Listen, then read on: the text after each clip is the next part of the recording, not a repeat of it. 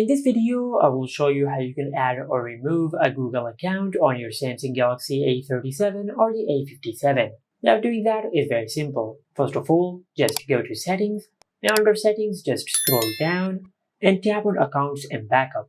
From here, just tap on Manage Accounts, and on this page, just tap on Add Account. From here, just select Google, then enter your lock screen PIN. Then tap on Continue. Now in this section, just enter your email address. After you enter your Gmail address, then tap on Next. And in this section, just enter the password of your Gmail address. Then tap on Next. Tap on I agree.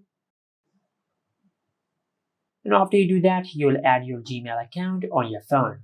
Now to remove a Gmail account, under Accounts and Backup, just tap on Manage Accounts. And from here, just select the Gmail account which you want to remove. Then tap on Remove Account and select Remove. Now after you do that, you'll remove the selected Google account from your phone. And this is it. Make sure to like, comment, and subscribe. Thank you for watching.